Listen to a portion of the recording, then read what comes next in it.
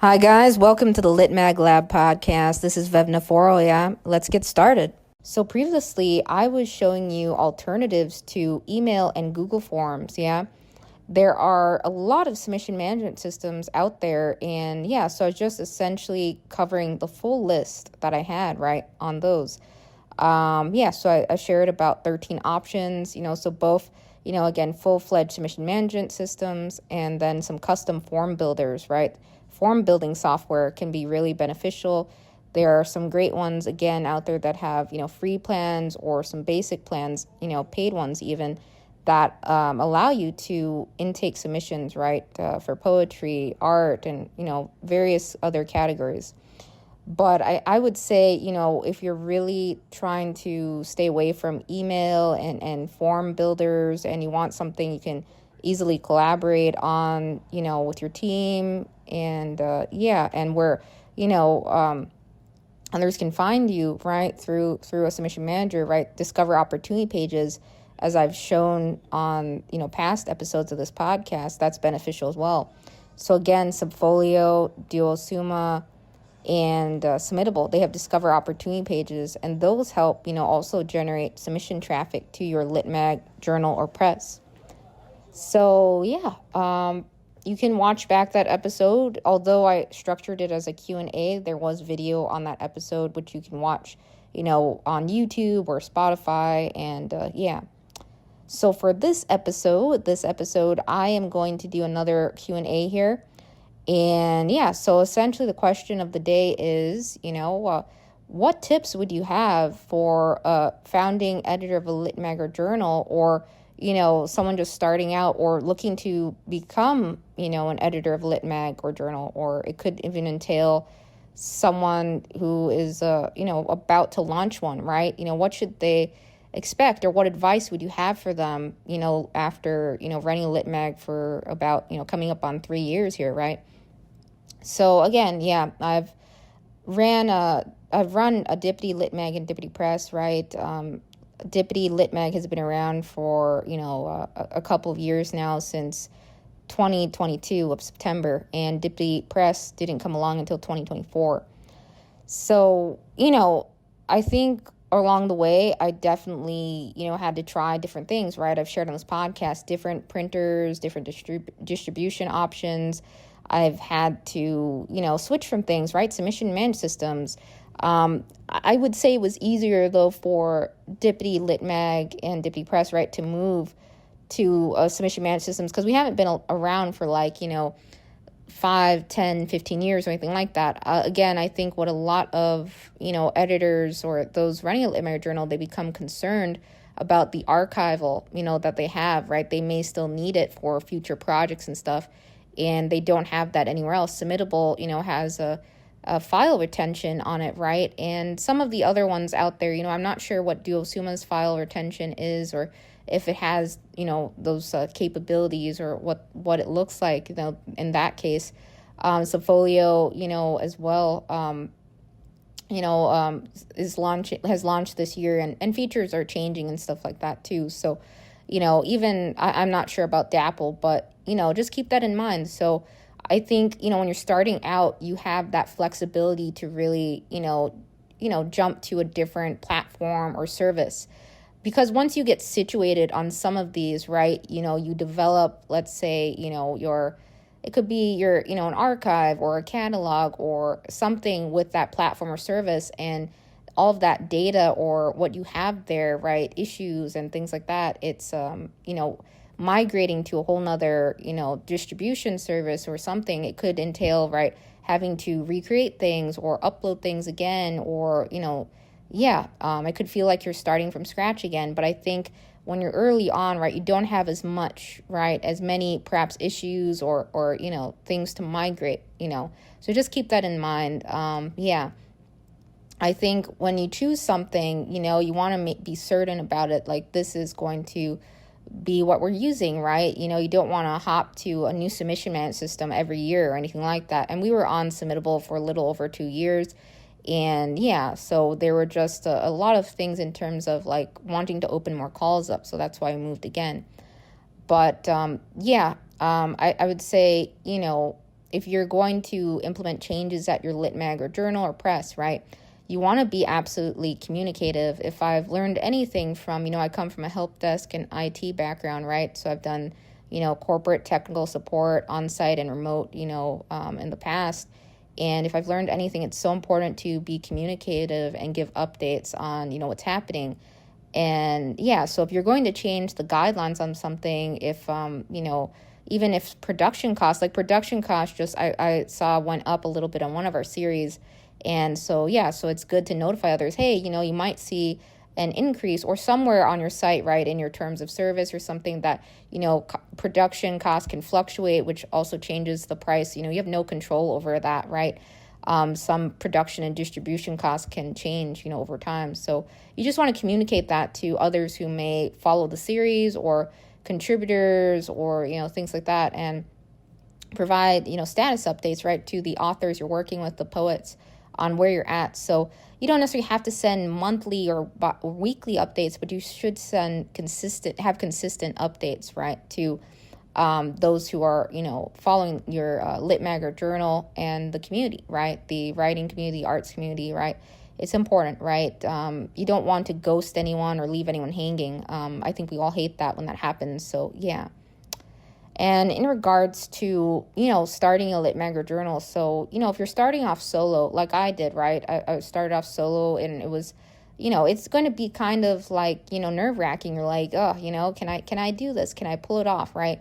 Once I think you get your first issue or two out there, it becomes less like scary, right? And less like, once you figure out like the layout, and design your layout and get that all settled, right? The sections you want, again, you can replicate that across your series and it becomes easier.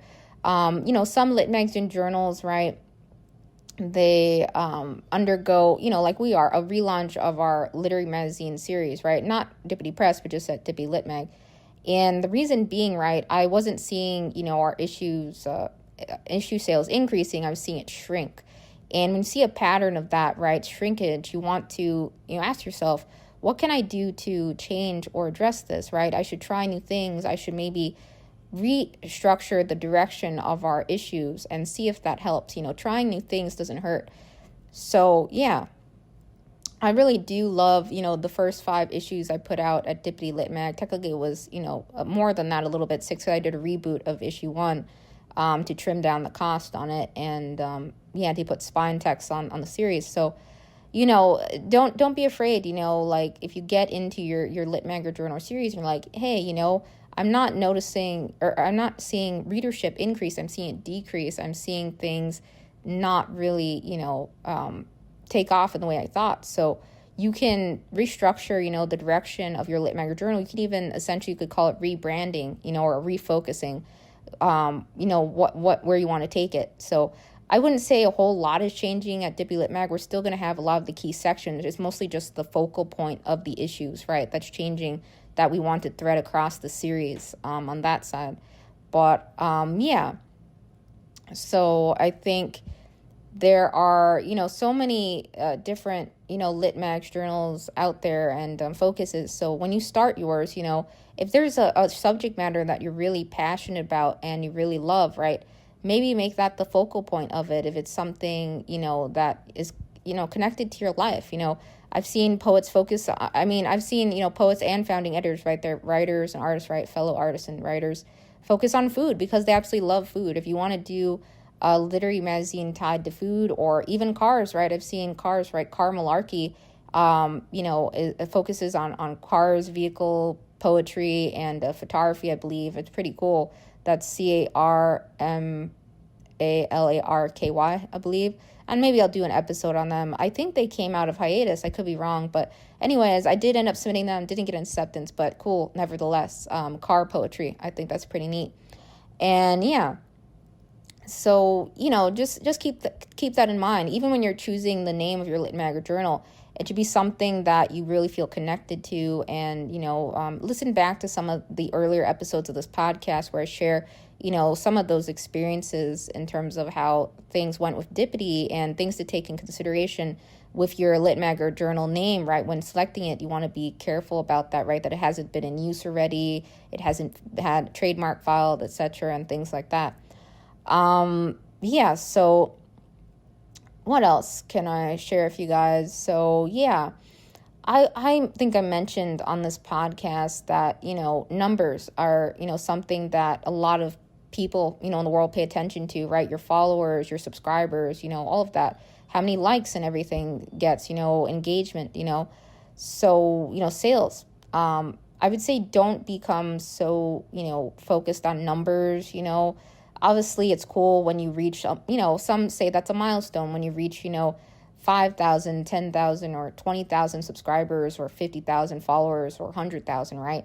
But, I've seen some lit mags and journals in history, right? They've had such a substantial following, but they still ended up being shut down and closing just because they weren't seeing, the, enough revenue or sales on their series or anything to really offset costs.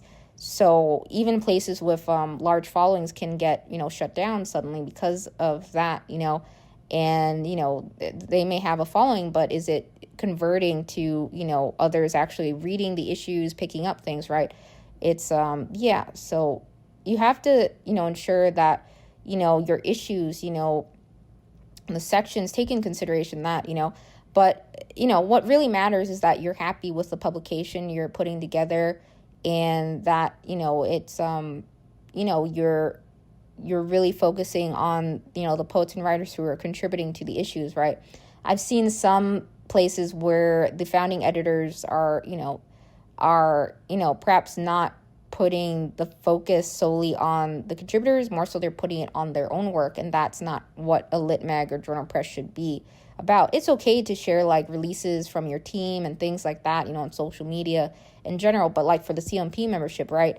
If you're going to qualify for that, you can't have any, publications of yours or promote any of your own work. You want to just have it strictly be about, poets and writers who have submitted to the Lit Mag Journal Press and the work, right, you're publishing, their work that you're publishing, right? And yeah, so just keep that in mind. You want to be mindful about that because, yeah, but it doesn't hurt to share, to celebrate, team updates, things like that, or others' work getting published and stuff. I try to share that in stories, and I see some lit mags and journals, what they do like team update posts, like congrats on, this book release, congrats on this publication and that, but, the issues itself, the online publications, the site space and everything that should be dedicated to the, the poets and contributors and artists who are, have submitted and had work accepted, right?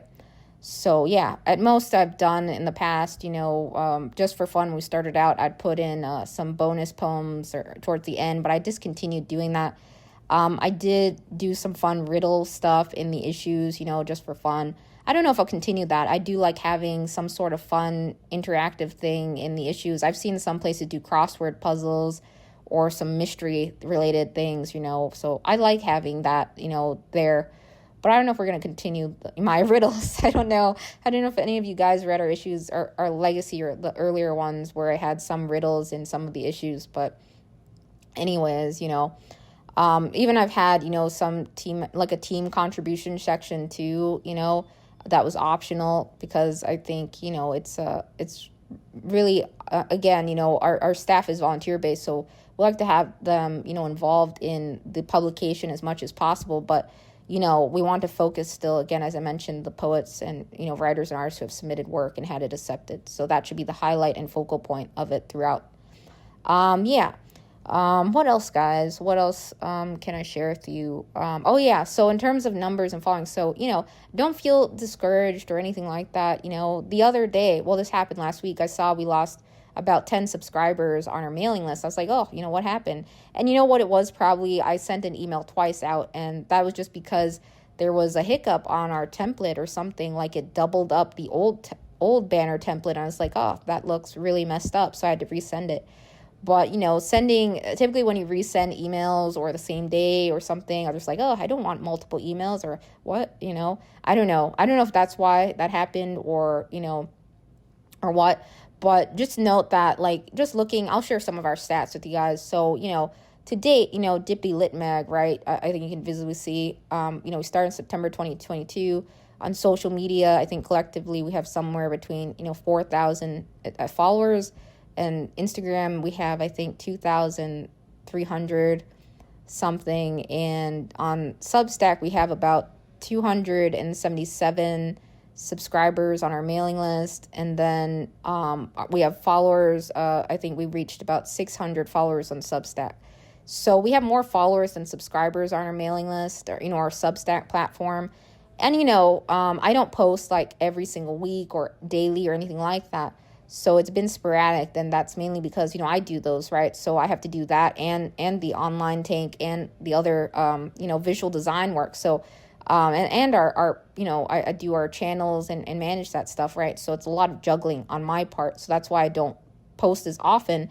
But, we don't always have a steady stream of those two, right? It depends who submitted to the call or who, is, interested, like in doing that, our featured calls and stuff, right?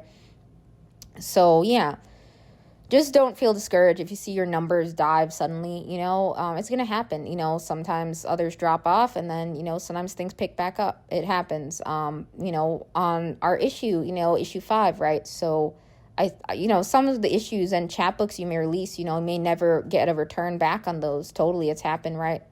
Sometimes you invest way more in the chapbook, the artwork, several $100s even, and you don't see a full return back. And that's a large reason why, a lot of lit mags and journals can't, right, pay authors' work if they're not seeing that return, right? Or their expenses are higher than, what they're getting back, right? I've heard, some fellow friends in the community, they said, again, they break even or they're barely, seeing any, in terms of sales. And they're not necessarily in any physical locations either. It's solely, online that they have, right? Online and then some print availability, but nothing in physical stores per se or shelved. So, yeah, you got to keep going for sure. You got to keep trying. Like an example, right? I'll say this. Let me restate it this way. So, I've seen a lot of, a couple friends in the community state, I started Lit Mag and Journal, because I was often running into rejections myself. And it was like, and even some other friends, that, they've said that they knew, right, got rejections after rejections, right? And they're like, I'm going to start a Lit Mag or Journal. This is like ridiculous, all these rejections. I think I can, do it myself and start a Lit Mag or Journal. So, I think, it's important to realize that, even as a poet or writer, right, artist, you're going to see no's a lot, right? You're going to get a lot of rejections. And the same thing can be said for literary magazine, founding members and editors, right? There are places, we often want to get into. It could be, as I mentioned, physical locations, bookstores. It could be even online platforms, that do magazine catalogs, digital subscriptions, or other distribution services, and they have to, vet your publication. They have to approve you and accept you into their system. So I've gotten tons of with our series, right, no's or rejections. You're saying, we don't feel this is a fit. It's not going to be popular. The content's not going to be popular among our audience. So it's a no at this time. So, so you're going to get no's, oftentimes, maybe you are doing like a featured series or something, right? Let's say, just an example, right? And there are times you're not going to hear back from others, like you want to work with them or do something with, a new publication series. And there's going to be tons of times where nobody answers, nobody responds or anything like that. They'll just, won't answer at all. And you have to just expect that, right? Not everyone's going to say yes. Not everyone's going to answer, So it's important to hang in there, to keep going and trying. We eventually did get into one, digital subscription space after I contacted a bunch. And, there are always alternatives out there for things you want to do. If you want to do like ebook distribution or you want to do digital subscriptions, there's tons of platforms and services out there. So you just got to really try. And if you're not meeting the requirements of something or you're not sure what the requirements are, make sure you absolutely know what the requirements are and really ask about that. I mentioned Astros and books, so I'm not sure what the requirements are on that. I'm going to circle back to that and see if we can do something distribution wise. Again, I don't know if it was because we were too early in our series, we don't have enough publications out or ISBNs, or if it's due to, that, or, anything tied to our imprint. I don't know. I don't know what the reason was, but, I can probably try and find out and do some digging or ask further, right? So, yeah, I think it's so important you keep trying. There are other distribution services out there for literary journals, magazines, and presses, so you just have to do some hunting. CLMP is a great resource. They have resources available to members, right? If you join their membership, a lot of great benefits there. If you can't attend table events, sometimes throughout the year they do, also let lit mags, journals, and presses, sometimes send off issues for events, right, and things like that. And they send invites for that, and a first come first served basis. So that's pretty neat. So, if you can't be at table events, across the country or something, there's at least, maybe you might be able to do that. They had, one like the Brooklyn Book Festival, right? I think it's really cool. They let us, send, issues, books to that event, right? And have a chance to be seen at the table, right? I've always wanted to do one of those table events as an artist myself, not necessarily at book festivals, but yeah, book festivals are cool. I'd love to do one day, but Comic-Con event, table events, that's what I really wanted to do. I haven't been able to. I had a bunch of art set up. I had all my magnets and everything for the display, and I had prepared, I drew a lot on like marker sketch cards and stuff like that. But, some life events came up, right? Unforeseen things that I didn't expect to happen. So like a lot of my plans got derailed. I'm sure, the pandemic happened, but I'm saying other things on top of that in my life happened too, with fam, with also things with, my body. It was just really, really weird and bizarre events happening back to back to back, prior to starting Dippity Lit Mag. So you have to also take that in consideration when you're running a lit mag or journal. You may have life events come up. You may have unforeseen things come up, and you have to address that accordingly, right? Do you leave a sign saying, hey, we'll be back, after this time, or we're going to, be on hiatus and come back later? Or, if you're solo, or even if you want, to keep it running, you want to really take in consideration, do I want a team to help out, volunteers while I'm gone, or I need breaks, right? I think it's beneficial to have a volunteer staff. In the event you're away, they can keep things going, respond to, messages, check things, so, training volunteers and having them help out. It doesn't have to be, we have a volunteer staff. Some have a paid staff. I'd love to pay our volunteer staff or something, but we're not at that point yet. Dippity Lit Mag, Dippity Press, we're still in like our early years. And we can't release like 10, 20, 30 issues a year or books at all, at this time. But who knows, I think it helps to have a volunteer staff for sure. Especially, I think I've seen posts about this too. Some lit mags, journal editors, founding editors, right? They're like, I don't really have time to submit my work to places nowadays or anything like that, or to focus on my own, creative projects. I've even seen these comments from others in just the lit mag world and space and community in general, who, are dedicating, majority of their time to the publication rather than their own work. So you don't really have a whole lot of time for your own like personal projects and things like that. Perhaps it looks like I do, and that's mainly because I don't have my regular 9-to-5 job, and that's part of the reason why I, can't really, if I have a 9-to-5 job or additional work, right, I could obviously fund things more, right, self-fund a little bit more than I'm doing now. Right now I've just done projects here and there for, as I mentioned, musicians, artists, bands, and others, right, from time to time, but I haven't been able to really, do that. A lot of life events, as I mentioned, happened to me, prior, my left side and other things, and just some weird stuff, and also, the loss of fam as well, which is very, very tough, and things like that. And, now my dad's cancer diagnosis. So, there's just, you have to, take it one step at a time. A lot of founding editors, I've been hit with a lot of life events and heavy things too.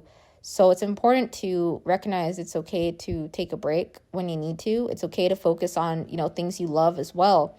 And obviously I love, working on the publication series, Dippy Lit Mag and stuff. I technically am doing it full time. But I have to take breaks, right? Because physically, I have some really challenging and pain and things like that, which is hard, right? I mentioned when I was doing the Hummingbird Blink podcast, I was like bedridden for quite some time and I could barely get out of bed. So I would just do podcast episodes to take my mind off of the pain, and yeah. So you just got to, do the best you can, you're going to have hard days. You're going to have some days that are, perhaps really fun, and awesome. And you're like, yeah, this was so much fun. And I really enjoyed, it could be an event. It could be a podcast or interviews or things you do, right? So you're going to have ups and downs. There may be times you cry. There could be, right? We dedicate a lot of energy and time into our lit mags, journals, and presses. So it's absolutely gut-wrenching when something happens to it. I've seen things in the community, that have happened, but it's hard, right? So I think, it helps to have volunteer staff. If you have friends or close friends or loved ones who can pitch in, I think it's a bit, less pressure on you. You're like, I can step away. They've got this, right? You're not like, oh, if I leave, then everything collapses, right? So, yeah. I would say our volunteer staff isn't quite there yet to the point I want in terms of roles. I'm still doing quite a bit in terms of, other tasks that I probably could hand off to others. I mentioned, possibly getting, a podcast manager and other things, but those roles, although I had filled them, they never really hopped into them. So then I just ended up still doing it myself, right, and all of the other channels and stuff. So, yeah. But who knows? We may eventually get that going, more roles on the team. And yeah, in terms of submission fees, so you really have to think about, what you can do, right? Again, like make sure you've gone through all options that I mentioned on this podcast before charging submission fees. Think about, have I, done a Kickstarter? Have I run a donation event? Have I tried, doing optional tips? Is that enough to keep things going? Should we start a Patreon, right? And I can show you examples of some successful Patreons or ones that have started to build up, right, in the community. Just examples so you can see what that looks like. But yeah, buy me a coffee, right? Have you tried that? And then, if you're not seeing any traction or support and you can't self-fund it yourself, we all have bills and things to pay, right? So if you can't fully self-fund it yourself, yeah, you may want to implement, it sucks, right?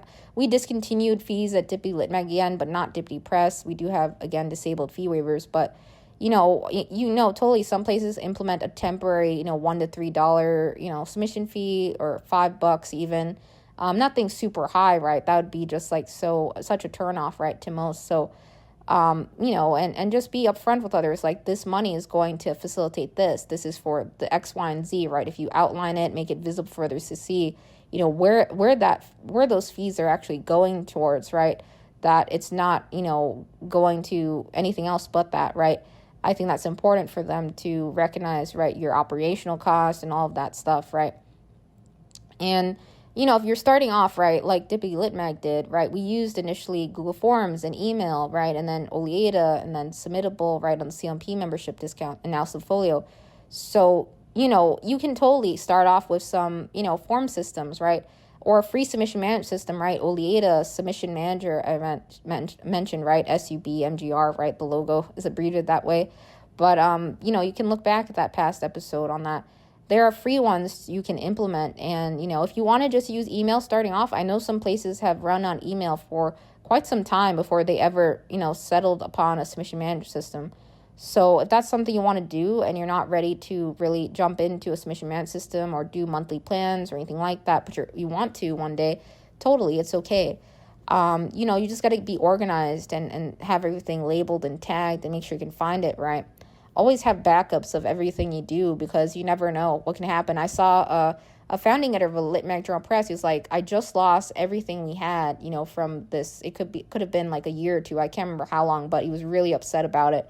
And it was absolutely heartbreaking to see that. So you can lose your files, your everything. So it's important, right? I think submission management systems, they do, right, most of them have archives and file retention. So, there's that. If you're doing storage elsewhere, right, you have to be mindful about that. Some places right, Google Drive, OneDrive, other cloud storage systems, right, they have often paid plans you have to do for certain amounts, right? So it's tough, you want to, something that I do, for example, on when you get profile, it could be profile photos, it could be photos in general for, maybe you're on your website is what I'm saying. So any photos you put on your website, I think it's good to do, reduce the file size on those, right? And you still maintain the quality on that. Thing is, sites have, storage plan limits and things like that. That's why we discontinued video. If you saw when Dippy Lit Mag started, I used to do these video collages with the poet's photos and, different video clip editing and collages, and others really enjoyed those. However, I was informed, right, our platform, right, they had changed the video storage, cost. And I was like, oh, we're probably going to run into an issue one day if we keep doing video. So while I'd love to do it, it just would be too expensive one day. So that's why I was like, yeah, we can use other platforms to share video and, clips and things like that. We'll just stick to, I can still do some fun digital collages and on our, online site. And I can also reduce the file sizes a bit further. And that really helps save, storage, or stop it from going to such a high. So always see if you can reduce the file size and shrink it down. There are tons of tools out there to do that. Yeah. What else, guys? So, this podcasting, right? So promotional opportunities or things to do, right? A lot of places have advertisement sections, as I showed you in Fine Print Press's episode. If you're looking for additional ways to, sustain your publication, you could offer ad placements, right? We had free ones at Dippy Lit Mag, so we never charged for those, like advertising books or book recs. But, if you want to charge, I don't know, we may start doing that, since we discontinued reading fees at Dippy Lit Mag.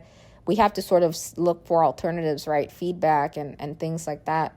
Yeah. But, if you want to do an ad section or have online, ads or offer ad placements to fellow writers, poets, or artists, think about that. That's one way you could start a podcast. Some lit magazine journals do. If you're going to start a podcast, though, you want to be consistent. You want to roll out things. I never really had a schedule because, again, I'm juggling other things, right, with the publication series. But you want to be consistent as possible in episodes. If you're going to take a break, let others know. But yeah, I've seen, a lot of podcasts start, but then they just drop off suddenly and they never come back. So yeah, that's something you want to take into consideration. There are, free, podcast platforms. You don't necessarily have to pay to start a podcast at all or anything like that. So keep in mind some of the ones where you pay, right, for podcasts, or even like I mentioned, for uploading digital issues, right? Once you stop paying, right, they pull, that off the library. I think the same could be said about, SoundCloud has like a premium plan, right? Don't they? For artists, right? And I think when they stop paying, right, only the free storage or the ones that were uploaded on the free storage stay up. I think that's what happens. Anyways, so podcasts, platforms, right? I started, our podcast with Anchor, which is now, it was bought over by Spotify. Yeah. So, or not necessarily bought over by Spotify. I mean, the name changed and it was rebranded. Right. So,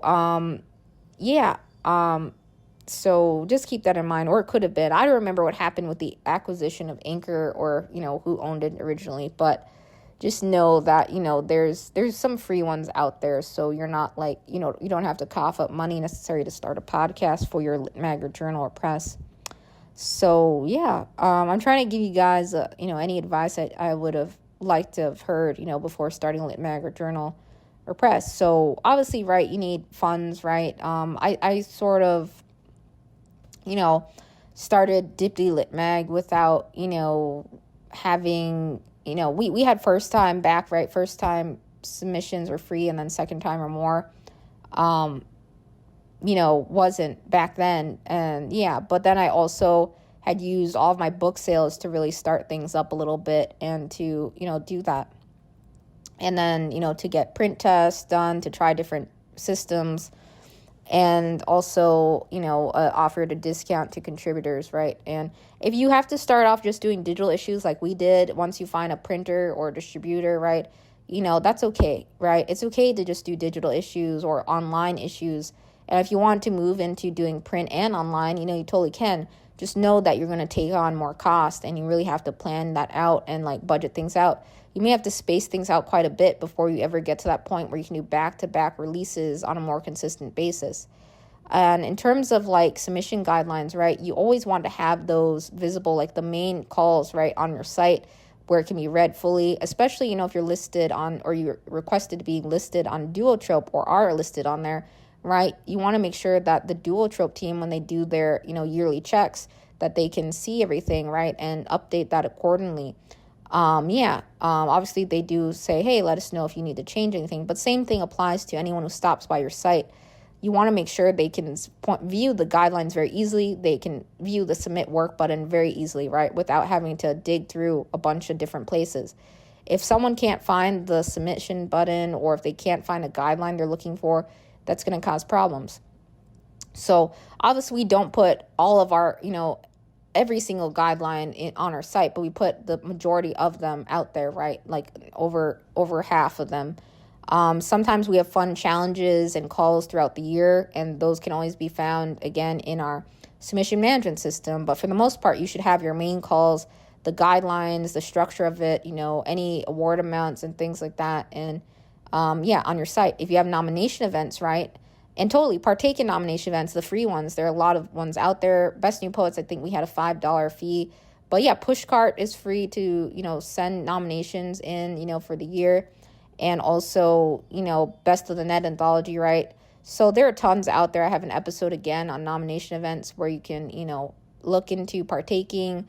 I haven't had experience with a lot of the short story ones or fiction, or even nonfiction events. So those are ones I may be looking into more so in the future. But yeah, you want to have nomination events visible, on your site, and have everything very easy to navigate. If you have a lot of publications, search is typically best. Drop downs are good, but I think it's good to have a good search functionality. So yeah. And, if you're, if you are someone who likes doing things yourself, that's totally cool. I know some run presses and lit magazine journals on their own. But if you ever feel like, you need help or a volunteer staff, totally do that. So I think when you have a volunteer reading staff or a team, you don't feel so alone, right? You're like, you can ask them like, hey, do you think this cover looks good, or should I switch this? Does this make sense, or did I miss anything? I think as a solo editor, when I started, lit mag journals, right now I eventually established editorial assistants and proofreading events and things like that. But when I started Dippy Lit Mag, right, I had quite a few typos and glaring things, and I was also dealing with a tremendous amount of physical pain too on top of that. So I was definitely missing things, but I did the best I could. I went back and I cleaned up the issues the best I could, added spine text because they were very glaring things that bothered me. I don't think they bothered others as much, but they did bother me. So I'm someone who hates seeing typos or things like that, but you can't catch every single thing. So it's okay to make mistakes, but anything glaring, or if someone wants something changed after something goes out, just know that, do the best you can and get that addressed if it's something glaring, right?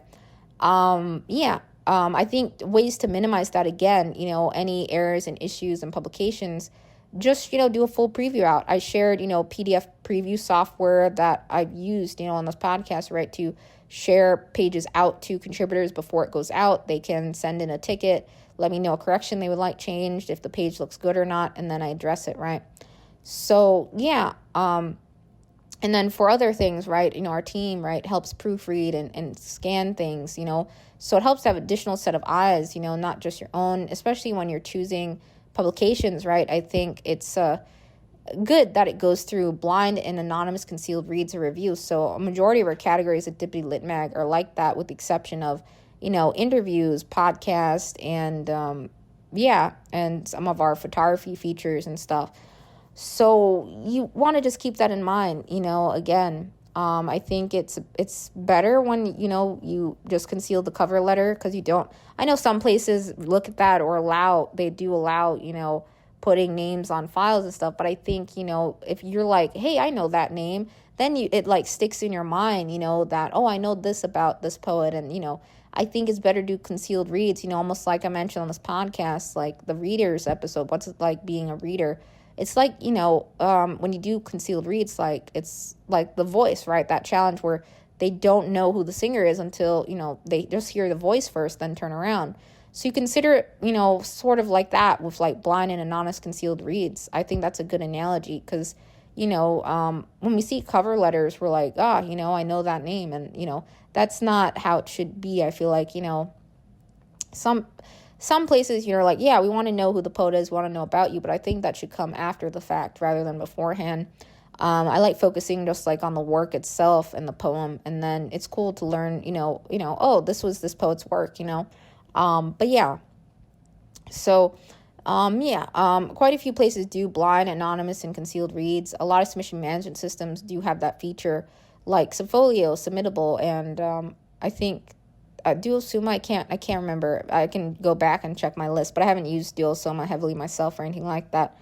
Just again, Submittable and Subfolio. So yeah, a lot of things, I could cover in terms of like advice in the Lit Mag Journal world. I'm not an expert on anything. I don't know everything. I just do the best I can. I make tons of mistakes all the time, guys, and I try to do my best to correct them or, address it as soon as possible. So just know you're gonna have hiccups. You're gonna have and other priorities, right? Fam, life events. I'm totally understanding about that. So yeah, the first year, I'll share, I think I said this somewhere, but that we had volunteers, right? About 3 dropped off, and, one had relocated, I think, and, had started a new job, and then got into another publication team or something. And then another one, I think, ended up deleting their account. I'm not sure why. I never found out why or what happened.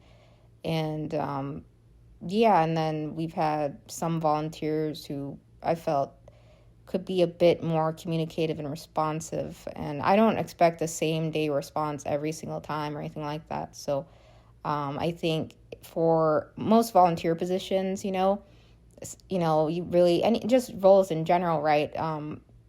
It's good to be able to jump in and, look at documentation, look at the training, and then ask questions and go from there, right? You have to be able to do that, right? So I totally, I think it's helpful to give, training videos, right, that volunteer staff can watch, right, for onboarding, or at least at a minimum, right, some step documentation, right, for the processes that you have for reviewing and screening submissions, right?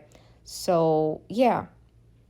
So I tried to do a mixture of that from time to time. If anyone has questions or anything, I felt calendar systems, I tried implementing like 2-3 different calendar systems, but no one was really using it, or, task ones. Like I tried like, I think Asana and a few other ones. And yeah, Freed Camp is another one that was free. But, who knows, if it ever, if Dippy ever converts to like a paid staff or something, if we ever get funding one day, I think, it'd be good definitely to have very, very structured, of course, meetings and very, very, like that, very set. Considering, again, it's a volunteer role, we just do what we can, in our downtime, right? A lot of volunteers do. So it's important to recognize that, right? If something comes up for someone, I'm like, yeah, I understand. And, you just have to always have like a plan B, for a lot of the things you do, not just in terms of the Lit Mag world, right? You got to have a plan B, plan C. You got to think a couple moves ahead, like it's chess almost, right? Yeah. And I think that same could be said about, print and distribution providers, right? You want to have backup options. Let's say your key printer distribution, right, goes down, right? Then like your series is basically tanked, right? I mean, if you have digital versions, that's great.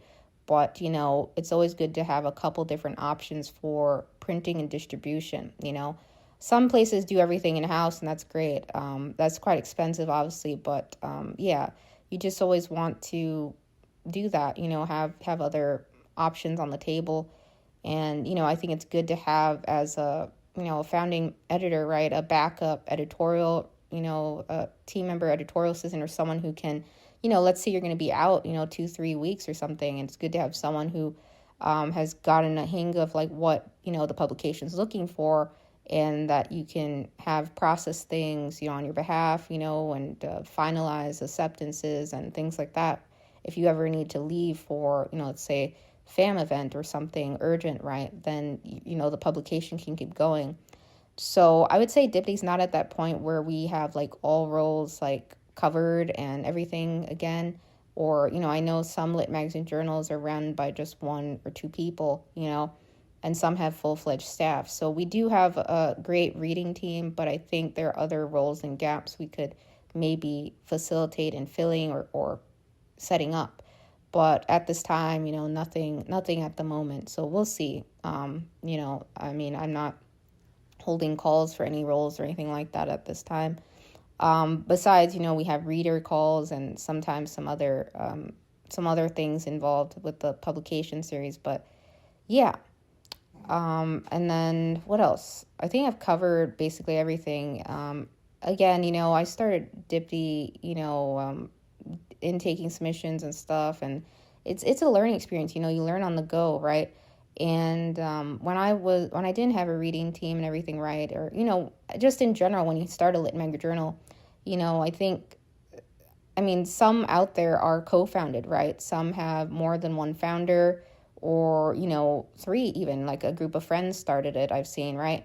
And sometimes lit magazine journals, you could say, don't continue on because of disagreements, right? Or they don't see eye to eye on things again. So I think it's important, that, if you're going to start one, have designated roles on the team, even if you co-founded it, right? I think it's important to also come up with systems for like a decision-making process, like voting and things like that. Maybe I think it's good to involve other staff, if it's not just like a founding members, right? Other staff, some places have board members and things like that. So, I think it's important to think about how to have fair decision-making, and that same applies to like the reading process, right? Screening. I like rounds of review, blind concealed reads, anonymous review for majority of our categories. So yeah, just an example. But I think when a lit mag journal is run by multiple people, it can get kind of sometimes messy, or things can be hard. Sometimes they split apart. Some and a lit mag journal, magazines, right, in general, or businesses or organizations with multiple people who are running it, right? Sometimes they split apart, or sometimes it takes so much a toll that friendships are fragmented, or so much stress is caused, right, that the relationship's not the same anymore. It happens, right, to a lot of businesses, right? So sometimes, some step down, or some do something else, or some continue it, or it just dissolves. So you have to think about that too. Just the fair decision making, so you guys can, determine like, we want to do this next, we like this, we want to go forward with this platform or service. You want to make sure that one person, if you have multiple founding team members, that one person isn't making all decisions, or that you're okay with that. If you're not okay with that, and you're just like, they always want to do everything, right, then that's, I think it's important to hear everyone's input and things they want to do or learn about, right, or to do on the team, right? So yeah. Anyways, that's pretty much it. I could cover several hours of lit mag and journal advice, but I don't know everything. I make, again, tons and tons of mistakes over the course of the past couple of years, especially. So I'm just sharing. I think it's important to share. You could say your fails, your epic fails, and then your successes, or the things you felt you accomplished. I think getting out those issues, right, our first 5 was such an accomplishment, because I don't have a background in book design or anything like that, or, I do have, I've always have done, visual art and design since I was very young, cartooning, as I mentioned, and I've always really liked just creating graphics and stuff, and digital collage, and experimental video editing. That's something I've just mostly in the past couple of years have done. since I stopped drawing. But yeah, and enjoy, doing visual designs and visual pairings and things like that and digital collage. So I would say, it's totally possible, right, as a founding member of a Lit Mag journal editor to run it by yourself. But I think in terms of like having a fair process, right, and getting feedback, I think it helps, right? So you don't feel so alone and not everything's just on you. And solo, you can like say, hey, guys, do you think this looks good? I have trouble like selecting different things sometimes, or, I like hearing others' input or what they think or things they're running into or ways to improve, right? So I think it's good to have a team, even if it's just a couple people, right? It doesn't necessarily have to be 20, 30, but I think it's good to have others involved in the publication, and they may learn things along the way and get exposure to, again, the publication world. And some enjoy, reading submissions, and some have done it for several years. I've seen, and then they've done other roles and tasks. You have to stick with it, whatever you do, right? So just sharing. And I covered some things with reading teams on other earlier episodes. So yeah, you can listen back to that on volunteer staff episodes and stuff. P.S. guys, so circling back to something I said earlier about, getting no's as a founding editor of a Lit Mag journal, or press, right? You will oftentimes, want to get into places, as I said, and it's not always necessarily someone's telling you no, that they won't accept your, publication series or anything like that. Sometimes, again, it comes down to cost, right? It's a lot of the platforms that don't have like a free entry where they just have to vet your publication, right, and see if it's a good fit. A lot of times it comes down to they have a monthly payment, right, to do that, right? And yeah, so I covered that a little bit in the digital subscription or that episode in the audio portion of the series. And so you can listen back to that. And also covered some, PDF reader, flipbook services or platforms as well. But yeah, just keep that in mind. Sometimes I was quoted some really high prices, right? And you have to take in consideration your page count and really have a fixed page count, right? The higher the page count, right, typically the more expensive it's going to be. Take in consideration if you want to do full color or just black and white, because the costs are going to be night and day there, so really, short bite-sized issues are great, but I think, it doesn't mean you can't do some, series, right, or publication series that are on the thicker side. It's just you have to keep in mind the cost, right? This year, for example, just earlier, just a day or two ago, I got a notification saying, yeah, production costs have gone up. So now, we get even less back from some of our series, particularly with Dippity Press, which is kind of a bummer. So I don't like, raising prices super high or anything like that. I try to,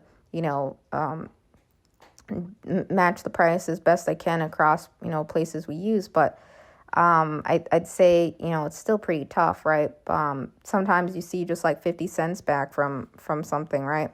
And that happens, per sale, print on demand isn't necessarily, print on demand takes away a lot of the sales, right? So if you were to do everything in-house yourself, or, use a different, non-POD, or maybe even there are ones that do limited quantity printing too, and help with, again, distribution, like places that do that and store, your issues and everything. And then they facilitate, the shipping, the, distribution of it and help you with that. But again, it comes down to cost, whether you can really do that, right? You have to really plan in advance how many issues you need, how many you can, for your budget and everything. So, yeah.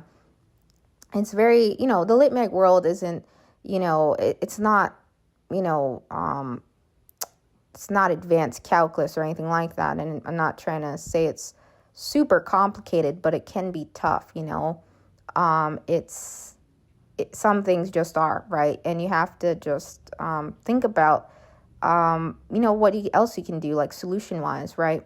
Because oftentimes there's a solution to everything, right? In science and math, right? There's solution. And when you have problems, when you have things, there's oftentimes a solution. And, I think in terms of the Lit Mag space, the community, right? There's there's a lot of really cool things about it, and a lot of things that I think founding editors of lit magazine journals, can relate to, that are, you could say, pressure points, or rather, really, really, we all have really tough years, I feel like, no matter what you do, even if it's not in the lit mag world or space. So there are times, things are going to be, you could say, great and not so great, right? In terms of, what you're seeing, it could be issue sales, or it could be, engagement, or, things like that. So you may work, several hours on something, or several months. And again, it may not have barely any, engagement, reach, or sales on it. And it's going to happen, from time to time. Some issues, some publications are going to do better than others, sales wise. But what really is important, right, is the construction of it, the quality of it, taking time to put it together is so important. Obviously, right, you need sales to keep the publication series going. You need that, some source of funding, or, to keep things up and running.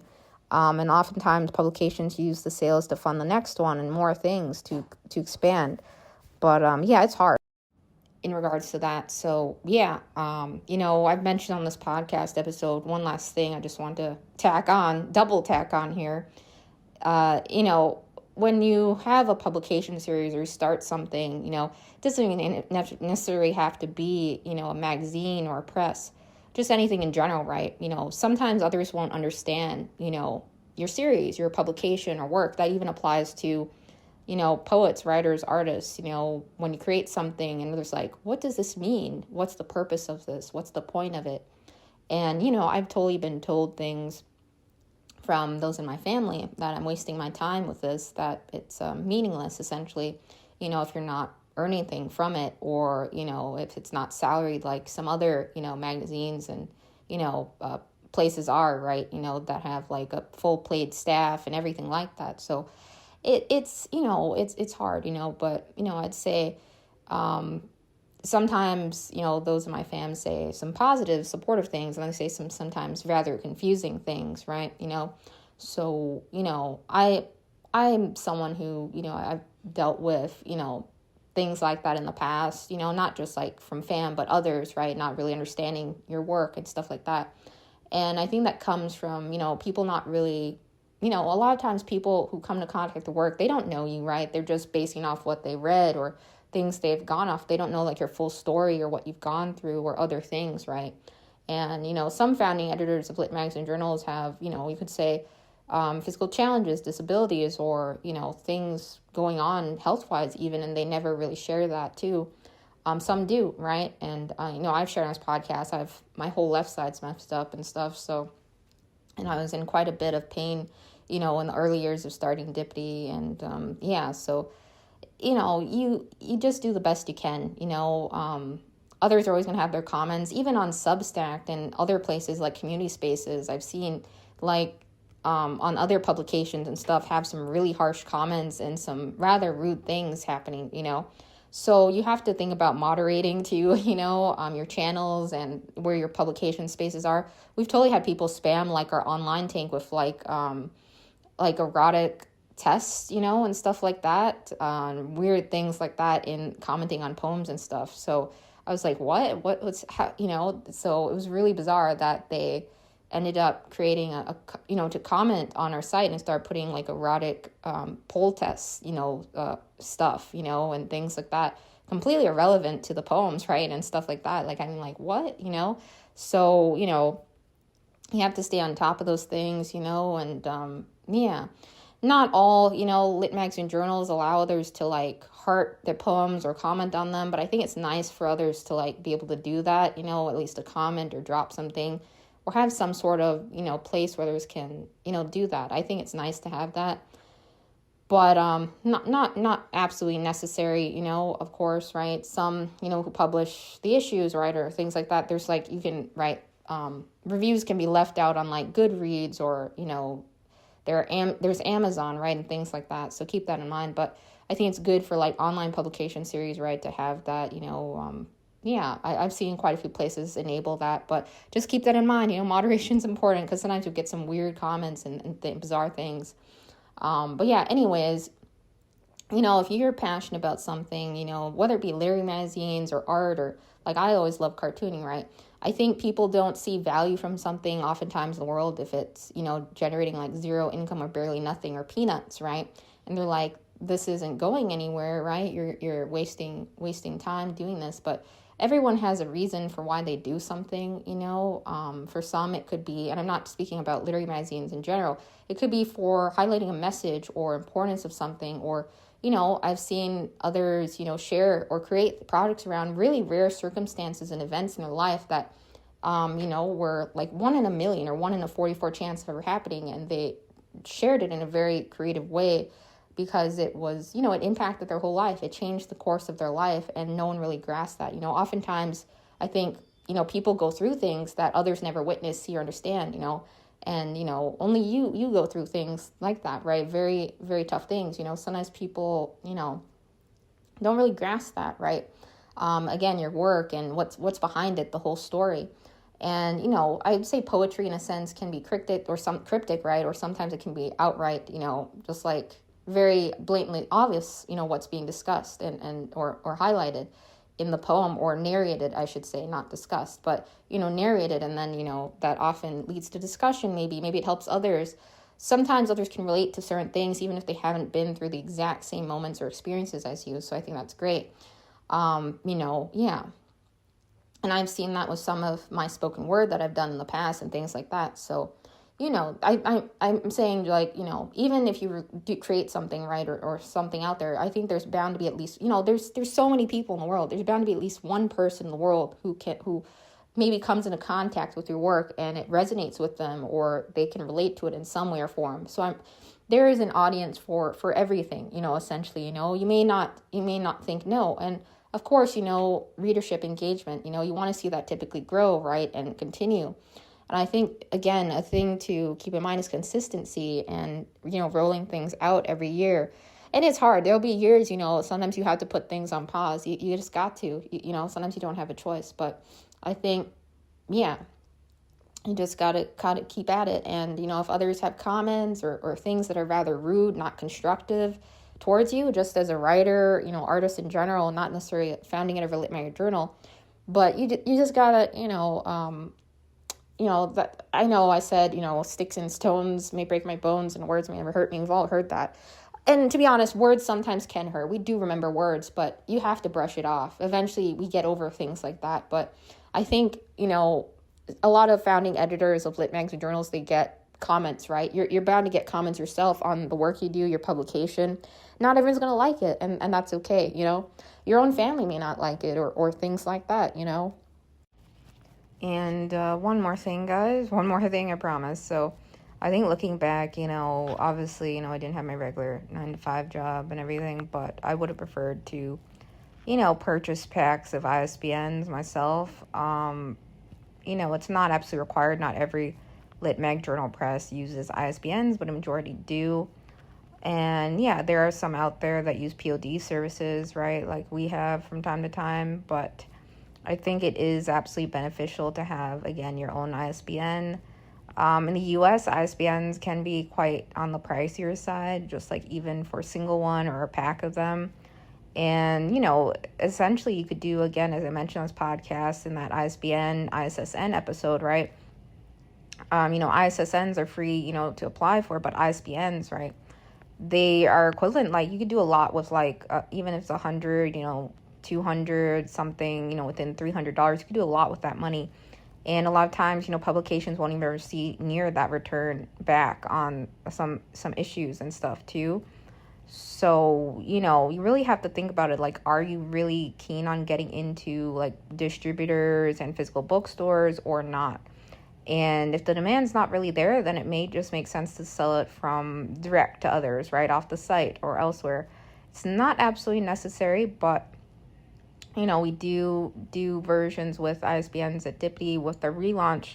I think just with our Dippity Lit Mag relaunch, I will probably go out of my way to get, ISBNs for those, like our own imprint. The chapbook series we do, most purchase the other versions, not necessarily the ones that have, through one of our POD services. in ISBN, and that one is actually distributed through the Ingram network in the event others want to order it, in physical shops. But to be honest, those thinner paperback issues, I think the quality is a bit less than, in terms of quality, I think are better through the other options we offer. But I know some like paperback options too, and we have digital versions. But all in all, I would have preferred to have every single publication with the imprint and the ISBN on itself, rather than, using pre-provided ones from time to time and stuff like that. I think, there are benefits, absolutely. Places like Canada and I think other countries, maybe in Europe too, the ISBN, ISBNs, right? I think there's an application process, or there's not a hefty cost like in the US or as much, right? So there's a little bit more leeway for I think other places. And yeah, so it's really, up to you if you want to really get ISBNs, right? For your publication or series. I'd highly recommend it. Looking back, I would have done that myself, if I had the budget or the funding or even my 9-to-5 job, I would have totally invested in more ISBNs, rather than using some that, were pre-provided.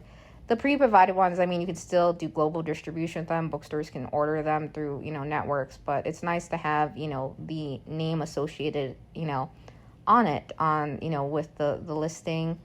And yeah, but it's not the end of the world. I know a lot of publications and presses, they just sell off their website directly to others, without ISBNs, or some of their publications have ISBNs and some of them don't. It's expensive, right, to get your own, pack or set of ISBNs for like 10, 20, 30, 40 publications, right? It's not cheap. You could really, again, as I mentioned, you could apply that $200 something, $300 even, or, $100 even towards, maybe even paying poets or writers or the cover artist or interior artist, right? It's, pretty expensive, I'd say. I wish the ISBN process would be different, in terms of that. Hopefully one day, some places just use QR codes, and direct it back to the website, but I don't think those are really, I don't know how many actually scan those or, things like that. But yeah, I think it's good to have your own ISBN, so for sure. So that's just something I wanted to tack on there. So I think it's worth the investment, but if you can't fit it in your budget, then don't do it to, a point where you absolutely can't afford to. There are ways to, you can still, sell it out through your site, do digital versions, and, some places just have it up in a bookshop for others to get a paperback version or another edition of it. And you can always circle back to redistributing, those publications with an ISBN later on if you'd like. It's not like you're locked in, like you absolutely have to go with them. You can pull that publication down. You can get an ISBN and do it later on if you ever get funding or things and get your, imprint listed on there. So I think a lot of places starting out, they really can't afford to do that. So that's just something to keep in mind. But listen back to that ISBN, ISSN episode, the differences between those and other things to take into consideration. And I think it just looks more professional when you have your own ISBN and the imprint and the name associated with it. But again, it's not like you'll be banned from all places in existence just because you have that, right? Some, lit mags, journals, presses, right? They have a version up in lulu.com, even I've shared on this podcast, right? Just for others to have a print copy of some of the selections from it could be their online series, right? Or something for the year. Because it wouldn't really make sense for them to go out and purchase ISBNs for that whole entire series. It'd be insanely expensive, I think, for some places to do that. Really depends, again, I think as a publishing house and everything is important to have your imprint listed and everything like that. But you can't always do that, it's hard. I wish, ISBNs, Bowker, I know a lot of people go through, was just restructured differently, because I think it looks just nice, when you can have your own imprint there and you don't have other things like Amazon listed or, whoever you're going through, right, on the publication, right? It's nice to have that consistency across, bookshops and bookstores. So we do have that on, our chapbook series, our imprint, but not every single place, right? So I think that's something, even if Dippy Lit Mag starting off, I would have just got on my way to get ISBNs or, purchase directly, because it just looks better, yeah. But it's not a huge deal, a lot of places, do and don't, so really have to ask yourself again, am I looking to work with distributors, partners, do bookshops, more physical locations, and you totally still could get into physical locations without ISBNs. There's some very small shops and places and, market events where you could sell, books and issues without ISBNs. It's not like, again, you'll be banned from all places. It just may, be harder, for yourself, could be more work when you're working with, let's say down the road, you decide you want to, right, get that imprint and do it. You'd have to just re-upload things and, re-release it, I guess, and have another edition out there, right? So, yeah, you just want to keep that in mind, if you ever want to circle back to it, you could, like facilitating that. Yeah, it's not like you have to do it right away, but I think I would have, looking back, I think it's important to have, ISBNs and all of that, under your own publication name, consistency across each platform or space it's in. But yeah, that's all I wanted to share. I hope this episode helped you again, or you learned from it a tad, or got something out of it. And yeah, I think in the next episode we'll maybe circle back to some other things I may have missed, yeah.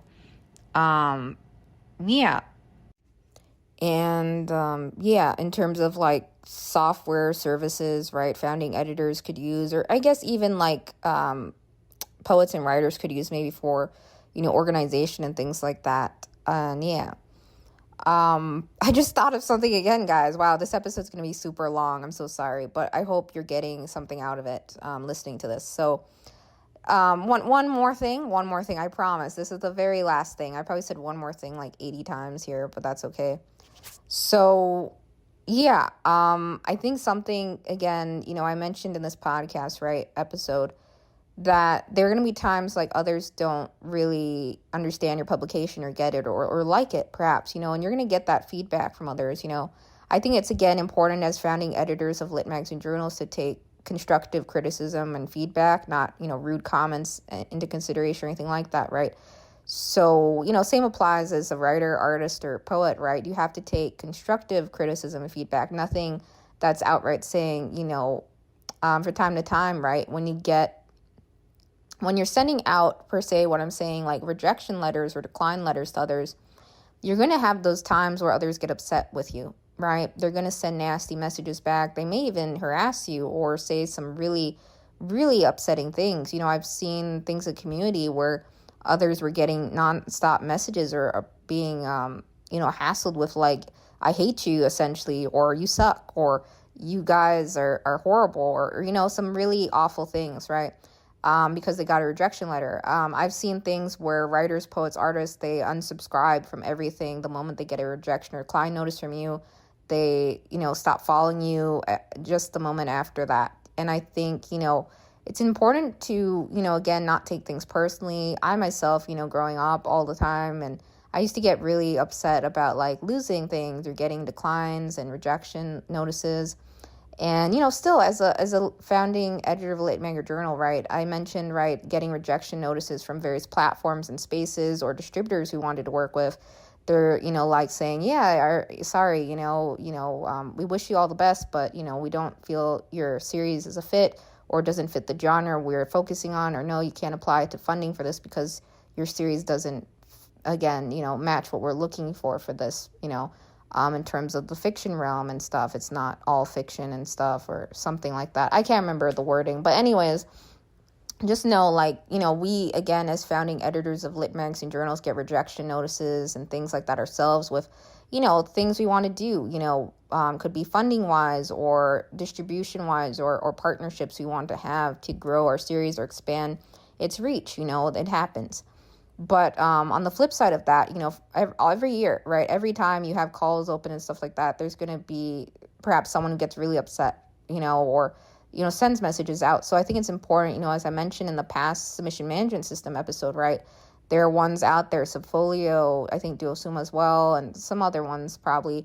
They have moderation features in them, which are really nice, where you can essentially, mark that sender, submitter as, harassing you, or, things like that, right? There are, times where I've seen, founding editors state, the submission was reviewed fairly. It went through rounds of review, but this particular individual was sending nothing but, really rude and nasty messages, not just to their Lit Magazine journal, but to every place they were submitting to and getting decline notices from, or, things like that. Or sometimes you'll see some really inappropriate, again, content in the submission, or some really eyebrow raising things. I mentioned on our site, earlier, right, we also got like some sexual fantasy erotic test polls someone dropped in the comments on the site. I was like, what? Again. So, it's important to focus on moderation, to have something in place for that, to keep track of that. I know some places have like an Excel spreadsheet outside, that don't have submission management systems and stuff, but I think it's a good idea to, to have some sort of submission management system. There are a lot of great features in a lot of the ones in existence today that help really moderate things and to facilitate, or flag things as, harassment, plagiarism, or other things, right? I think it's good to be able to report that. Obviously, some systems don't have that, and usually you just have to put a report that to the submission management system itself, right? Their support team. But in any case, just be aware of that. You can't really, pay mind to really nasty messages you get as an editor, when you're sending out those letters and notices. It's bound to happen. I tell my reading team, if you ever get anything that's, in terms of harassment or anything that's really inappropriate, let me know and I'll look at it right away, because I think, it happens.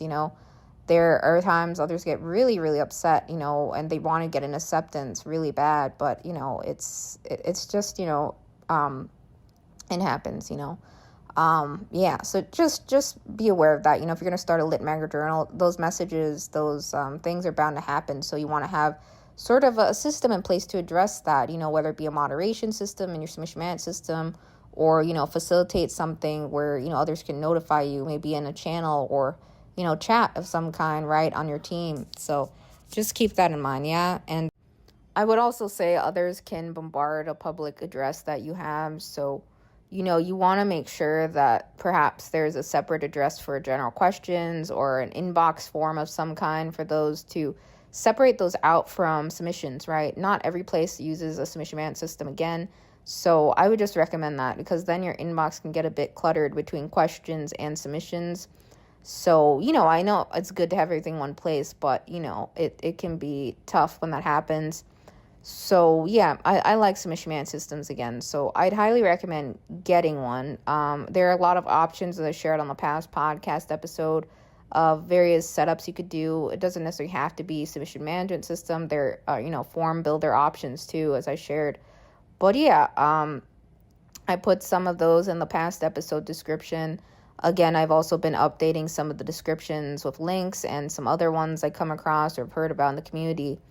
Particularly, I updated recently the PDF episode, with some additional ones, to check out, like flipbook reader systems and stuff. So yeah, be sure to check out the descriptions. I try to put some helpful like links and resources out there if you ever want to check out more about what I'm talking about.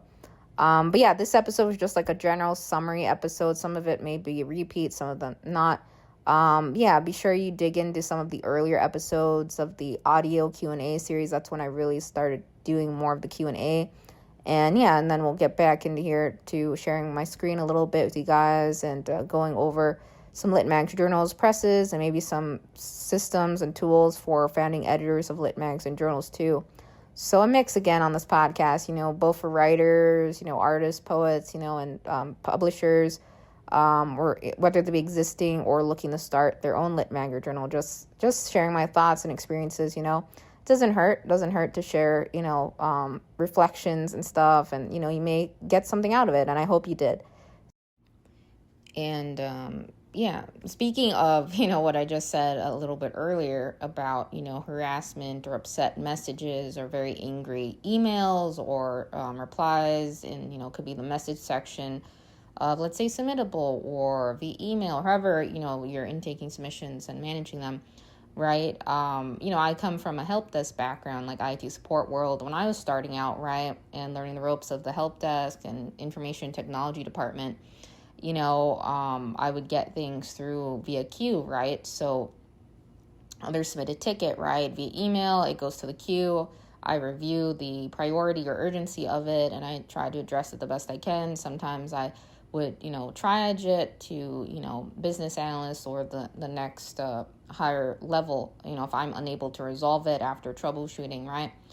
And, totally, there are times where, I've dealt with countless times upset, angry emails, right? Others, typically when their computer dies or something, tied to their work, right? Or their production team, right? They want it fixed immediately or ASAP, and you gotta, act as quickly as you can. So, I'm used to, upset capital emails in all French and various languages. Totally. I remember that on the help desk, like, I would have to translate some messages out, and even in Chinese and things like that, right? Because I'm not super fluent in any other language. I just did, some Spanish classes throughout middle school, and then 1 year in high school, and then did Mandarin for a little bit during 1 year of my other high school class, yeah. So, yeah, anyways, you may run into that, and it's tough for sure. I think you have to just be calm, I did my best to stay calm throughout, doing IT support. Sure, there were times I was really nerve-wracking and really, really sweating bullets, you could say, and just really trying to do the best I can. Like, I was like, always fingers crossed, hopefully I fix this, and it's like, sometimes things had a permanent fix, sometimes things had Band-Aids, right, in the IT world. And I think more so, you don't run into that a punch, technical wise on submissions, and stuff. More so, I'd say, your submission management system, right? You want to make sure it's smooth running, but there are times where, there'll be glitches, there'll be bugs, there'll be updates. So you have to be mindful about that. You have to communicate that. Sometimes, I may have mentioned this on the podcast, like Submittable, right? We ended up setting like a decline notice, or I did, right? And what it was doing, and others were noticing this too in the community, it was sending out rejection notices multiple times to not everyone, just like different individuals, and I'm not sure why. Anyways, it was a bug, right? So it's just important to communicate that, because others thought like, oh, you guys don't know how to use your submission management system. Oh, you guys are, bombarding us with rejection notices, and that's so unprofessional. And that's not what it was at all, right? It was more so Submittable had a glitch, and it impacted multiple lit mags, journals, and presses at the time. So it's just important to communicate that, when it happens, when there are bugs and glitches, so others understand, it's technology at fault, not necessarily your team. Sometimes those things happen. There are errors that impact your, level of service, you could say, when you're interacting with others in the, submission management system, or even, things can happen, weird, strange things via email too, I'm sure. So you just want to be, communicative, no matter what happens, There are times, others may be quite impatient, or, I've dealt with others in the help desk world, right, in IT, where others want, constant, regular updates. So I was always in the habit of giving updates to others, once a week, or, as soon as something changed, right away, because I was just in the habit of doing that. I know, others like to be informed and keep in the loop on things, like publication-wise even. You want to make sure others know, like, this is the window we expect to complete it. If you don't have an exact date, or, give them an estimate date. It doesn't necessarily have to be the final date, but an approximate date. Have some sort of plan, so you're not just saying, oh, we'll get to it when we get to it. That's not very, professional to say that, right? You want to have some sort of date in mind for release or publication, or approximate window. Most places say, within 2-3 weeks. There's some places I've submitted to myself, they never really told me like when a publication was up or anything. I had to like go out and check, a couple months down the road. And I felt like it would have been better if they said, hey, it's up, check it out, or something. So not every place does that. Some places just tell you, yeah, it'll be up and within this window. We give a window, like a Deputy Lit Mag, Deputy Press, like a window for Deputy Lit Mag when the publication goes up online. And then for Deputy Press, like an approximate month of release, because, we're distributing it to different bookshops to cover international shipping, right, and things like that. So, it's just an approximate window of when it'll go live, for US and then international orders and things like that. So being communicative, I would say, is so important, both as a founding editor of a Lit Mag journal, also on your staff, right? Volunteer staff, whether they be full-time or not, or just helping out when they can. It's important to check in, to show interest and to really do that. Again, as I mentioned on, some past earlier audio episodes. So yeah, I just wanted to share that. I was having like flashbacks of like my help desk days, when I'd get, upset emails from others, or sometimes others would scream and storm into my cubicle and just like, panic that their files are missing, like screaming at the top of their voice. And then they're like, oh, I found it. And then they walked away very quietly and left, right? And there were things like that. So sometimes I didn't even have to do anything. Sometimes it's self-resolved, right? I was like, okay. But, totally, some things jump your heart suddenly, or, once others are sending like upset emails to you, or just like some nasty messages, you just have to handle it appropriately. If someone's not stopping, right, you want to make sure, again, I mentioned Subfolio, Duosuma, they have like a list you can have, like almost filtering lists, to restrict that submitter from doing that again. Obviously others create aliases and addresses, but you have to, stay on top of that and be aware of that. And I think CLMP does a good job of keeping the community in the loop and allowing others to do like group messaging and things like that collaboratively, so others are aware of what's happening in the community too. So yeah, and I think LitMag News is also a great source as well to check out, run by Becky. So there's so many things, you just got to take it day by day. I'm sure, if you're listening to this and you're interested in starting a Lit Mag journal, just don't be afraid, you just got to jump in, dip your toes into it, right? Deputy Lit Mag, Deputy Press, right? I always try to have phrases that say dip, right? Dip your toes into the Lit Mag world. Once you get in there, right? Once you get in there in the water, you can start swimming, and I can't really swim at all, guys, so sorry about that. But that's not what I'm saying. That's not the point. I'm saying, once you get into it, right, you can move forward. You learn from every year. You this reflection episode I did, it may help someone. Like, yeah, I'm gonna start off with like, getting my ISSN, application filed. We've done, these issues. You need to have, example issue and online before you can like, do your ISSN, right? I had to send off a print issue to them, right? Remember? And then the ISBNs, right? Different from ISSN. Getting those in advance, right? And, making sure you have funds set aside for those, because, if you're going to go out and buy your own ISBNs, right, for your series, or it could be chapbooks, or, various poetry collections, or your magazine issues, right? It's a good idea to have both your ISSN and an ISBN, right, to get it into major retailers, bookshops, or, stores and places, right? Distribution services. So, just sharing, things I would have done differently from the get-go, starting up a print subscription, all of that, just a recap here. So, yeah. Considering, I was new to the publication space and everything, I've totally done self-publications and stuff, so, it wasn't like completely foreign to me, like what publication entails, but, still, it was a whole learning process. And, intaking submissions, sort of like the queue, reminded me of, for submissions, reminded me of the help desk, because there's a lot of similarities there, right? You're triaging things, monitoring the queue, monitoring assignments. This is what I did in the help desk. So there's some parallels there, and, organizing things and tagging and labeling things and, all of that. It's quite similar in a sense, and responding back at a certain time, right? And, meeting your, we had service level agreements in the help desk world. So, yeah, it was just, it felt, good to have a submission management system, just because I like tracking things. I was just used to that in the IT space. And I think coming into the Lit Mag journal press space, right, submission management systems really, I didn't mention this on the past episode, but I think really reminded me of that. And that's why I felt really comfortable with that a little bit more so. And I think most people in general like to be organized and have everything, like that. So again, it comes down to cost, budgeting, a lot of the things I'm mentioning. So you do what you can with, what you've got, right? So yeah, and that's all we can do, really.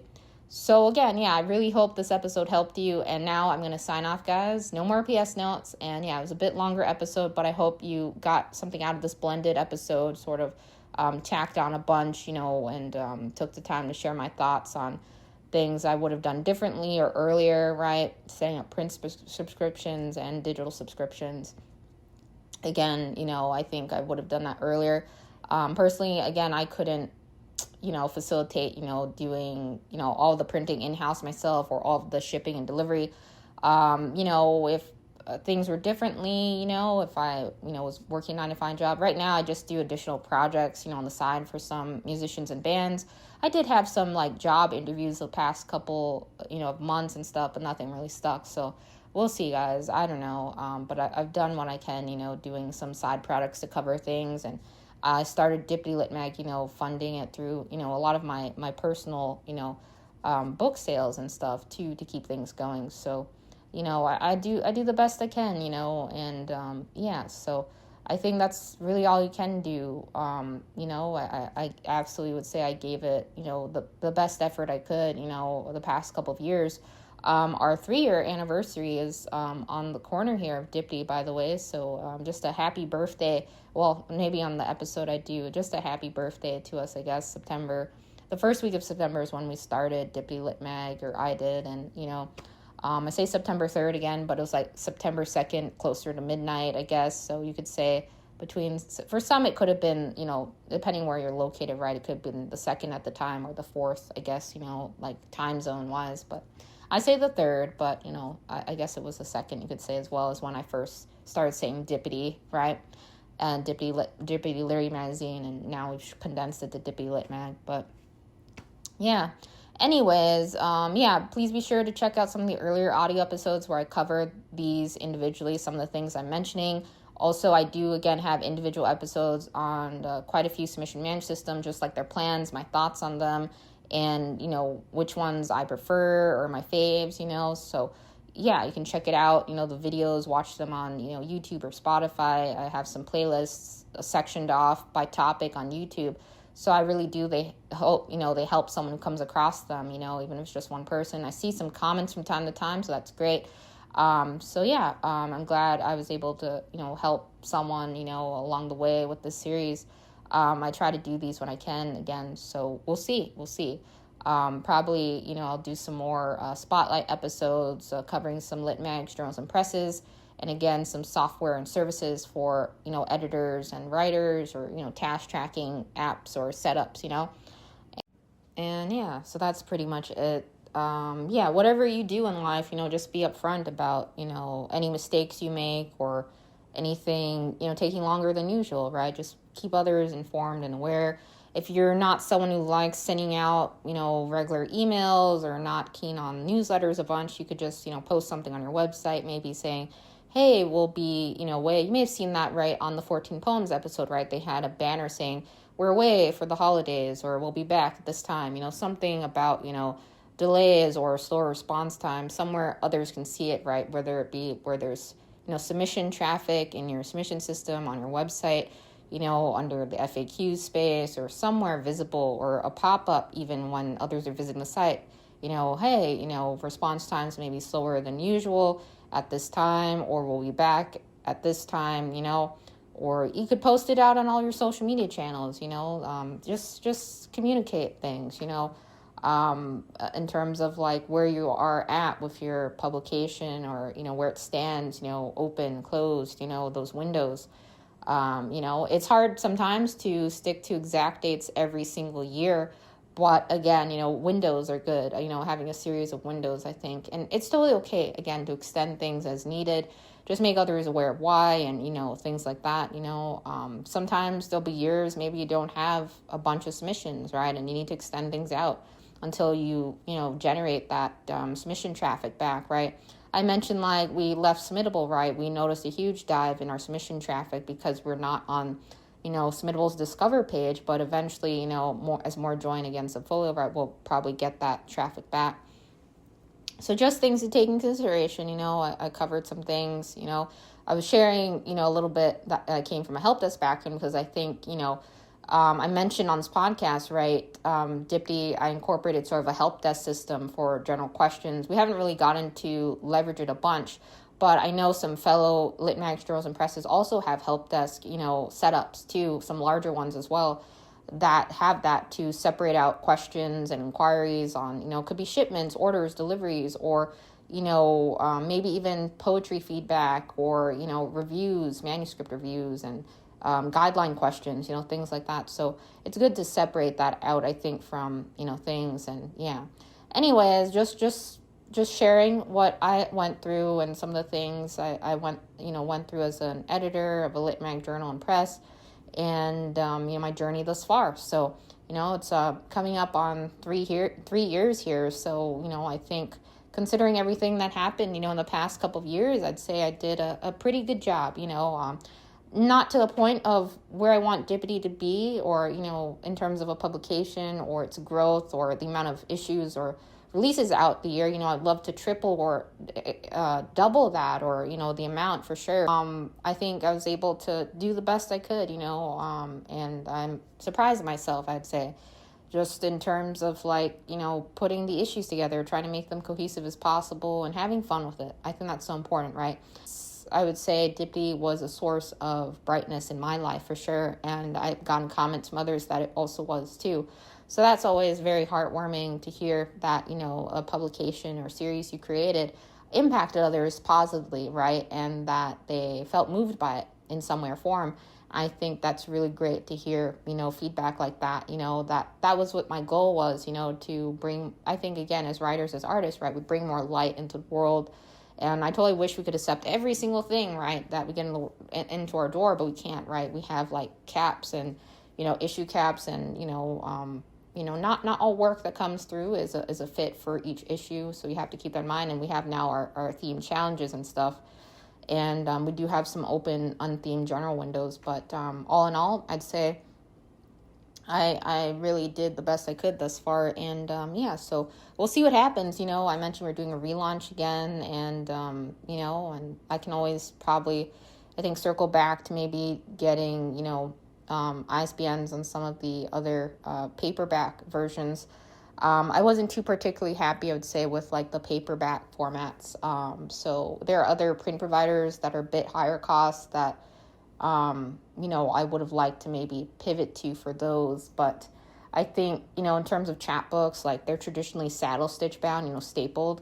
So I really like that over the paperback version. That's just my preference. I think everyone has a preference. So I like giving others options. I think that's important, If you can, offer different options, paperback, hardcover, digital, or, saddle stitch bound, it's really what you can do, it's up to your budget and funding. But, I do the best I can, doing some side projects to fund things and other stuff. So all in all, looking back, I probably would have stuck to gloss issues instead. I shared on this podcast, I tried a couple different print providers, and in between, Dippity had started being digitally released out to others first. Because of the issues with the first print provider, I ended up going with Picho, right? And I backed out of that because of the quality control issues, and they also, weren't based in the U.S., so then shipping time would be probably double, right, for others here based in the U.S. and other places, right, Canada, etc. So I ended up going Blurb, right, and we did paperback, trade book type styled issues, and they came out good, no doubt. I actually did really like those, but I think photography and, pops on gloss paper, I think I just got accustomed to reading, photography-based magazines, wired magazines, tech magazines even, with photography in it, all on gloss paper. But over the years, I totally had, paperback journals, magazines too. So it really is a preference, I think, but if it, came down to, if I had, looking back, a little bit more room budget-wise or things like that, I would probably have gone with instead, for sure, a minimum order quantity one, absolutely. So, I've shared on this podcast the list of them. I made an article too on ones I haven't tried yet, printer wise. But I've heard good things about Print Ninja, and several have used Mixam, I think. And also, Jukebox Print is one that caught my eye, based in Canada. They do international shipping. Their stickers are really beautiful, by the way, and they do all kinds of prints, booklet printing, all kinds. And I think that it looks really nice for sure. So, yeah, there's also other places that, I've tried to that have minimum order quantities and don't, so it really depends. But I would say for the most part, there are quite a few minimum order quantity ones, where you have to order a certain amount, right? And have that printed, right? And then you have to do all the shipping and delivery yourself for those. So that's the downside of those minimum order quantity ones or limited order quantity ones, where they have a set number you have to order, right, for that certain format or size. I think, Blurb, again, I mentioned, right, they have magazine style ones, 8.5 by 11, but I think they're just a bit too on the flimsy side, you really have to bulk it up, right, to really be thicker, and it's only 8.5 by 11. So, MagCloud's under the same umbrella as Blurb, and their customer service compared to Blurb, right, it's night and day. So I have had great experiences with Blurb's customer support. MagCloud, I don't have experience with their customer support, but there have been a series of, it looks like, complaints and issues there in quality control, so that's why I went with Blurb. But they have a magazine option. I just never really liked it a whole bunch because it's not something you can distribute off of their server, and then it's only that one particular size. I like smaller sized issues and magazines personally. So, smaller than 8.5 by 11 for sure. And, going forwards with this relaunch at Dippity, I think we're going to resize our issues and just change the focal point of it. It still have a lot of the same sections again, poetry and photography and things like that. But yeah, so our paper type and sizing is going to change. That's what I'm hoping to do, if everything goes according to plan. But yeah. So, our relaunch, it's not a whole lot's changing, really, like content-wise, not a bunch, just like tying into our annual contest and challenges a little bit more, so to highlight some of the interviews we do throughout the year, and a lot of the same sections that others loved in the legacy issues, 1 through 5. So, yeah, but I would say if cost wasn't an issue and, I had a massive budget to work with or something, definitely would probably go with one of the minimum order quantity ones, and there's tons out there, and there are, again, I mentioned distribution services that can help you do the heavy lifting, right? Bookmobile, they also help with facilitating listings and the printing and distribution. You just have to that's again have the number in mind of issues you want printed and to be housed by them, right, and shipped and delivered, for orders. You just got to keep that all in mind. So and asterism books too is an option, I think, but you have to apply for that, and so they have requirements and things like that. So, and again, if you want to end up being placed in some major bookstores or shops or spaces, again, it's always a good idea to get your own ISBNs or to have an ISBN, right? A lot of bookshops and stores, they're not going to just order off Amazon, or I've seen again on websites saying we do not order anything off just Amazon. So all orders for bookshops typically are all through the Ingram network. So yeah, and some POD places do have a distribution option to push it out to the Ingram network. It's just going to impact your cost a little bit, the distribution option there, in terms of the listing price, so yeah. But some do go directly through Ingram, right? So yeah, it all depends. There's so many print providers, distribution options out there. It can be hard to find a good one, and settle on, right? But ultimately, it's going to come down to cost, right?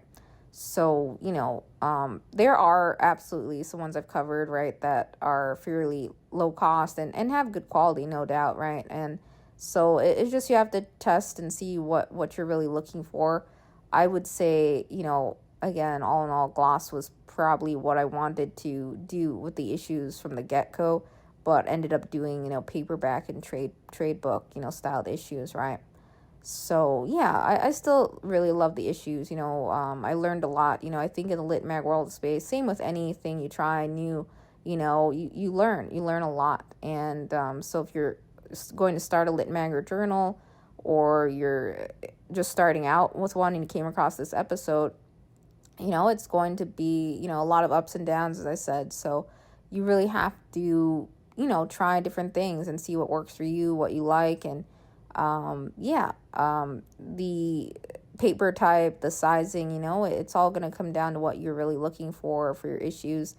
Mainly the content, you want to make sure everything's, proofread and thoroughly edited, and, you want to make it look, very clean, design wise. And, it's, always good, again, to offer it in more than one format for others. So just keep that in mind. So yeah, again, I hope this helped you. I do have some articles sometimes tied to each episode, not every single one, but from time to time I do. So yeah, I would again suggest you listen back to the earlier audio series. Just don't forget, because I cover each thing I mentioned this podcast episode a little bit more than this one, although it was nearly like an hour plus long of me talking, So yeah, but I hope it helped again. So take care now, guys, and bye.